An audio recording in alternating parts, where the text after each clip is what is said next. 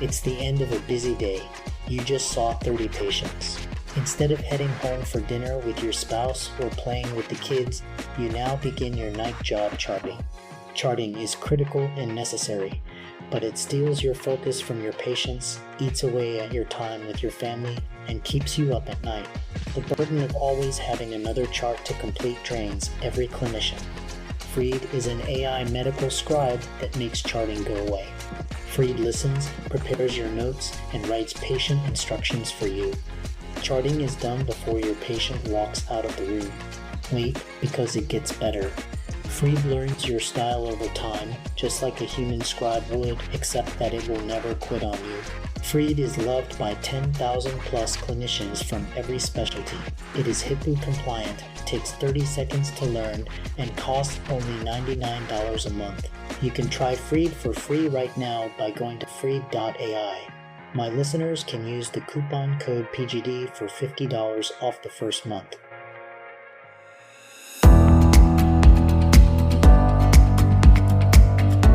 We work hard as physicians to take care of the health and well-being of our patients. But when it comes to our money, do we have the same condition of care? Probably not. Let's change that together.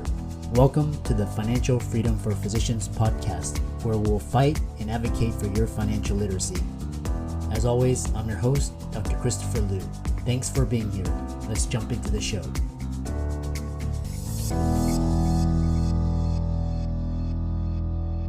Hey guys, welcome to this week's podcast episode, and I've got a seasoned entrepreneur for you for the show today, Damion Lupo. He's launched and grown companies through 7 figures. He's been in the business for 25 years. He's no stranger to podcasting or to the show, so I'm really happy to have him on. So Damion, welcome. Hey, it's great to be here. Thanks for having me, Christopher. Yeah, so I know your story and kind of set the stage and talk about your experience and your journey, and we'll dive right into your talking points. Well, I appreciate that. So, the story is something that started probably 35 years ago when I started my first business at 11 up in Alaska. My parents told me we were broke, didn't have any money, and couldn't buy us video games, or me. My sisters didn't care, but I wanted to buy some video games. So I started a business to buy and sell Nintendo games. That way I could play the games. And that was the first iteration of a business where I saw a problem in the market. The market happened to be me. And I said, well, I want to fix this and solve the problem, and ended up making a bunch of money doing it. And I played all the games I wanted to play. And that was the beginning where I couldn't help myself. As an entrepreneur, if there's something in your blood where you see some problem and you start thinking, oh, I could do that better. And you start imagining there is an entrepreneur blood type that's flowing through your veins. And that kept going. I got thrown out of college about 10 years later because I started a bookstore on campus that put the other bookstore out of business. And they got really irritated because they wanted that bookstore to sell pencils and paper all semester. But I took all the business, paid for school, and got thrown out. And I realized probably then that I'm just not meant to follow a traditional role. And so I went out there and went into the wild, if you will, and started doing other stuff, insurance agencies, a lot of real estate. And today it's over 70 companies that I've started and built. Many of them, just so we're really clear, many of them didn't go anywhere. They were just sort of an exercise in futility, or just an opportunity for me to learn something that would lead to the next thing, and ultimately to today, where I'm helping to build FrameTech, which is now worth $500 million. And 2 years ago, it was a napkin. Yeah, it's quite interesting. And, there's a lot of individuals. I know there was one guest right before you, and she was saying, she was never meant to this kind of 9 to 5 and, listening to a boss and, playing politics. So talk about what FrameTech is and its innovative approach to construction and what impact it's had. Absolutely. So what's funny is FrameTech is this disruptive entity that's disrupting the construction industry, and everybody looks at it at this point as an overnight success story because it literally started off on a napkin 2.5 years ago at a meeting over lunch, and the operators and my team and I came together, and we brought the capital and some operational experience in, and we said we all love this idea. Let's make this happen. And the idea behind FrameTech is that construction, well, there's 2 things. One, there's a housing crisis in America. We're about 5 to 7 million units behind. Like, we need that many just to catch up. And we're going backwards about 600,000 units a year. And the framing industry is the biggest bottleneck in construction of houses and apartments, and nobody wants to frame. And it's also not really been changing for the last change was probably 1954 with the nail gun. So there's not much innovation in the space. And our partners that have been in the truss manufacturing business for the last 50 years, since before I was born, had been operating, seeing all this opportunity. He's an entrepreneur. His name's Marvin. And he's like, I got this idea, but it's going to cost $40 million to do. And what he's done is and what we've built is a system that speeds up the process of framing by about 4 times. So if it takes 2 months for an average house to be framed in the whole process, we do it in 2 weeks. And not only does it do it faster, but because all of the floors, the walls, the trusses are done in a manufacturing plant, it's done 10 times better in terms of the quality control. Everything is exact and precise. And then one of the coolest things that nobody's been able to do and nobody's really cared to do was the waste. Every time you look at a house that's under construction or an apartment, there's all these dumpsters full of trees. Not only is that bad for the environment, but imagine how much money is being wasted with all these trees that are thrown away. This system that's patented, our process is patented, removes the waste down to about 1% of what it used to be. So now it's like a trash can in a kitchen full of sawdust instead of a dumpster, a 40-yard dumpster full of wood. So we're able to, this is not a little change or like a 3 or 5% change. This is a 10x disruption. And the whole country's, like all of the big builders, they're all paying attention. We know they're watching, and they should be, because this is the future of framing. And quite frankly, I think it's going to be the future of business in a lot of ways because of how we're building our culture. And that's one of the things that I'm most excited about: how the people get served, how the community gets served, and everybody wins except the old way of thinking. That one gets crushed. I'm always I always perk up whenever I hear new startups and companies that are challenging the way things are done. And real estate in the States is really it's kind of very slow and inefficient, very wasteful. And it looks like FrameTech's reduce time waste. And talk about your commitment to environmental responsibility, and you talked about eco-friendly and building a community. How that makes FrameTech strategically positioned compared to existing legacy companies. Well, right off the bat, when you remove all of this waste and when you do things inside of a plant, you help the environment by not cutting down unbelievable amounts of trees and forests that are not necessary. So that one saves all these trees to be used more efficiently. It removes a ton of the carbon footprint with all of the diesel to throw away the trees to the dumpsters and moving people back and forth. It saves all this time and energy. So ultimately, projects are done faster. So these communities are served better because they have more housing. People say, well, the housing is so expensive. And I'm like, yeah, that's partly because we have a supply problem. When you increase supply and demand stays the same, you're going to reduce prices. So this actually works better for everybody. And not to mention, the plant is LEED either gold or platinum. We're not sure which one it's going to land at. It's almost entirely run based on solar. So we're almost energy neutral. And like all these things are compounding on themselves. Like one of the cool things that we're doing in terms of serving the community, and when we think about the environment, I look at the environment as both external and internal. Like I look at our people's internal environment in their bodies as part of the environmental impact. And part of what we're doing is we on our facility, we have not only a cafeteria, but a childcare center that's being built and a wellness facility that's staffed with doctors and people that keep our people healthy, not just giving them drugs every time they get a cold. So we're taking care of people and looking at their pain points and their problems. And so in terms of the environmental impact, it's probably not the answer you were thinking about when you asked that question, but we're looking at the whole environment, internal, external, and that is part of the impact on business in general that I think is going to be really profound in America going forward. Another question that comes to my mind is we'll talk about what kind of housing and construction you're talking about, and how does FrameTech fit into the picture? Because I know, for example, there's a neighborhood in Texas that's starting to do a 3D printing, and so how does FrameTech fit within this architecture where homes are going to be almost very cheaper, faster, more cost effective, etc.? It's a great question. And it actually, there's a big question about competition and how this fits in with the whole ecosystem. And I love the question because when I look at a company like that, I go, this is awesome. We've got innovators that are looking for ways to solve. We've got modular construction. We've got tiny houses. So I saw that the exact neighborhood you're talking about out in Texas. And it's cool because that's going to be a fit for a bunch of people. Right now, over 90% of the housing, whether it's tract homes or site built or apartments, are done with traditional wood. It's because it's renewable. It's relatively inexpensive relative to a lot of other things like metal, and so we're still going to see for decades to come most construction being wood.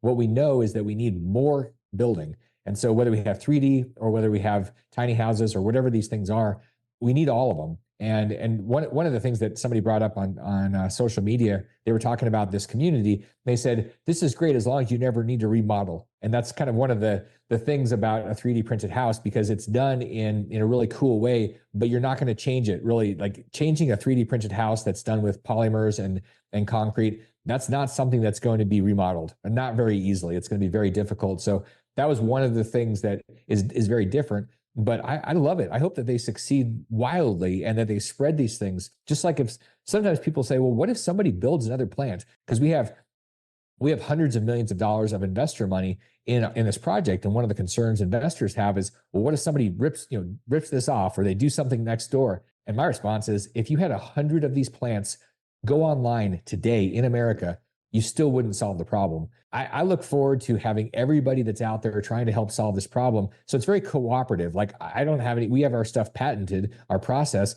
but I'm not worried about somebody trying to come in and rip it off. I can tell you firsthand, it is incredibly hard, and Elon would say the same thing, to manufacture something in a sophisticated, automated, we're the most automated plant in North America. So to do that, to get to that level, it is very, very hard. You don't just say, I'm going to do this because I like the idea and I think I can do it. It's really, really challenging. So I'm all in favor, and I cheer them on. When I see people doing stuff like that, I don't go, oh, darn, we've got a competitor. I'm like, awesome.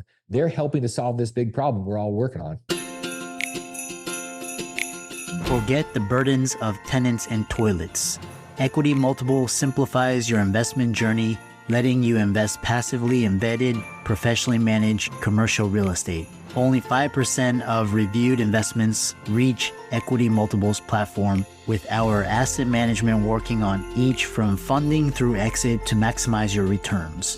Whether you're on the couch, in your exec chair, or the backseat of a ride share, Equity Multiple brings cash flowing real estate investments straight to your fingertips. All investments involve risk. Visit equitymultiple.com to learn more.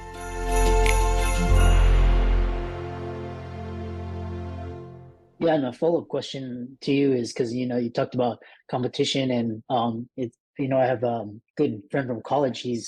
He started a startup in the competing with the legacy financial, and he has the same viewpoint as you. Is like, awesome, we can all come together and kind of solve the payments problem and all the waste and inefficiency. What sort of blocks or barriers have you had? Because, like, for example, Airbnb, they had like the hotel industry and governments, and you had Uber and Lyft, like the taxi industry. So are you facing any sort of that type of opposition? Well, here's one of the interesting things because there's always opposition. Somebody doesn't want you to win. It's either somebody that's already in place that doesn't want to lose business, or it's somebody that just they don't want to see growth. One of the interesting things about our philosophy, where we go and where our sites are, we have 2 in Arizona, and we've got a number of them spread out in Texas and North Carolina and Tennessee that are coming online. We look at areas that are very pro-business, that are saying, we want to support you. So, for example, we're not going to ever build in California. There's a lot of California I love, but I don't know any place there that will actually say, yay, let's support you. It would take us 3 times as long to build something if we could get it through.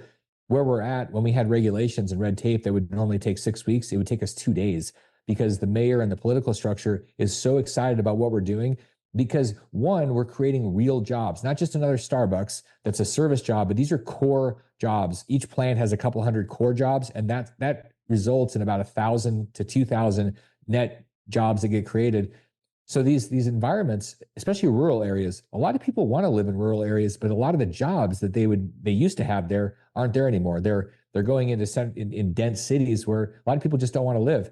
Well, that's one of the cool things. When we go into these rural areas, there's a lot of people and they're talented and they're super grateful about being a part of it.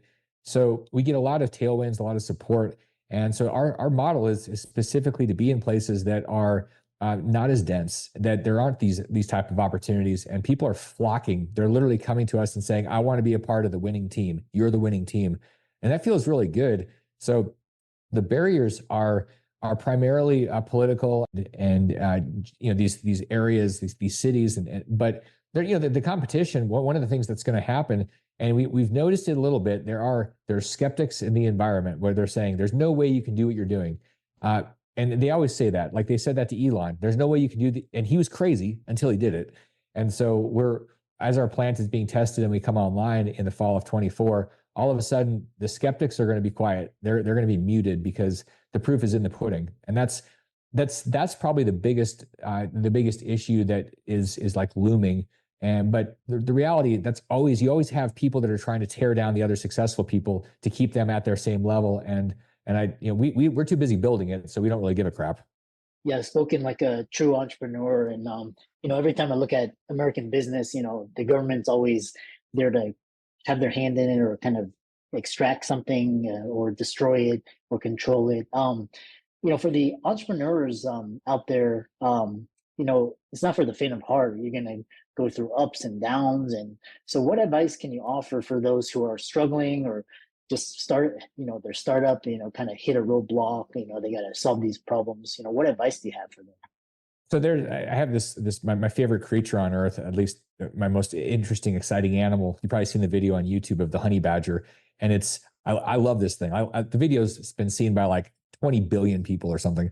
And it's because this animal represents fearlessness, decisiveness, committed, and resiliency. And that's what an entrepreneur, anybody that's starting, whether it's your first thing or your 15th thing, you have to have those elements to you. And as much as you're going to become obsessed about the thing, one thing that I will tell you that you can't be obsessed about 5 things at once. Like you've got to go all in. We just had the Olympics. There was no person that was swimming, playing basketball, running track, and doing some other thing. They pick one thing and then they do that like 10 hours a day for 10 years. And there's 25,000 hours of the training. It's the same thing with being an entrepreneur. Pick whatever it is. I think a lot of people will get wound up about picking the right thing, and that's the wrong answer. The right answer is go pick something and then do it. And if it doesn't work, which very likely it won't because there's too many things you need to learn, you do learn, and then you go to the next one. These 70 businesses that preceded FrameTech, I've messed up more things than I can count. Like I've written books about all the things I messed up, the millions of dollars that I've lost. And that was part of the process. And most people have, unfortunately, they read Tim Ferriss's book, which I love, The 4-Hour Workweek. But everybody thinks you can build something in 4 hours and there's no pain. And I would say that the entrepreneur gets really used to pain. And it's like Joe Rogan gets in his cold plunge. And I have one sitting next to where I'm sitting right now. He does that every day. And he's crazy. I love Joe Rogan, but he's crazy. 37 degrees. He does the hard thing, the painful thing to start every day because everything after that gets easier.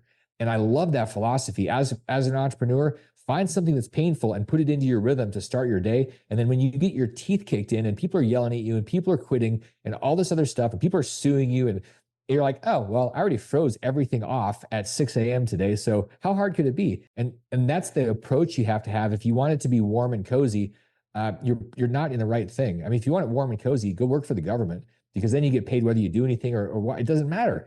Entrepreneurs are willing to go through unbelievable amounts of pain for unbelievable amounts of time. And they get to a place where they're almost numb to it. It's like, yeah, this is part of the experience. Hit me again. I don't care because my mission is more important. The purpose, why I'm here is why I'm doing this. It's not so I can go make some money. That's one of those tricks too. If you think it's about the money, if you're like, well, I want to make $1 billion, wrong. Go impact 1 billion people.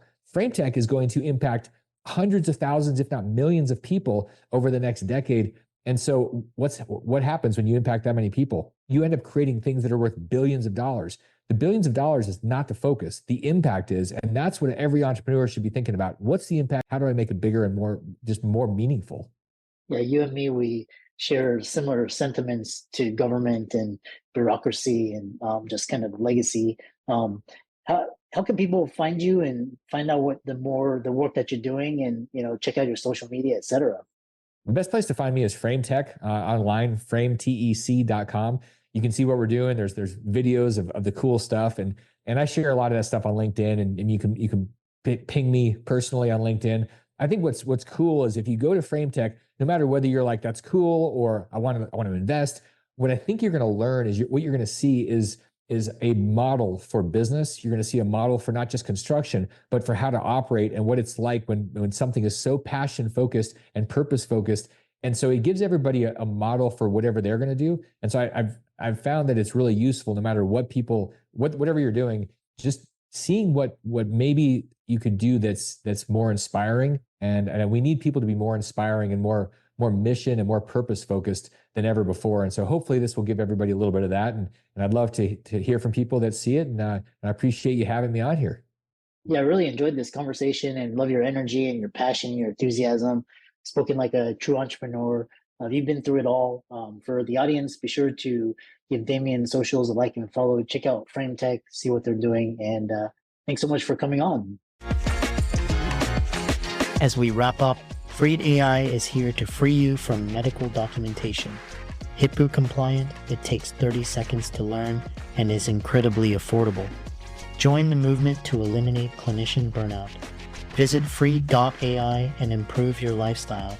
You can try Freed for free right now by going to freed.ai. My listeners can use the coupon code PGD for $50 off the first month. I'm excited that you made it for another episode. You are truly the best. If you've been following the show for a while, you know that my passion is to bring you the education you need to find your path to financial freedom. Please come back week after week for new content, new resources, and great guests. Until then, if you haven't already, please be sure to check out the website, www.drchrislumdphd.com for more support. I'll see you next week.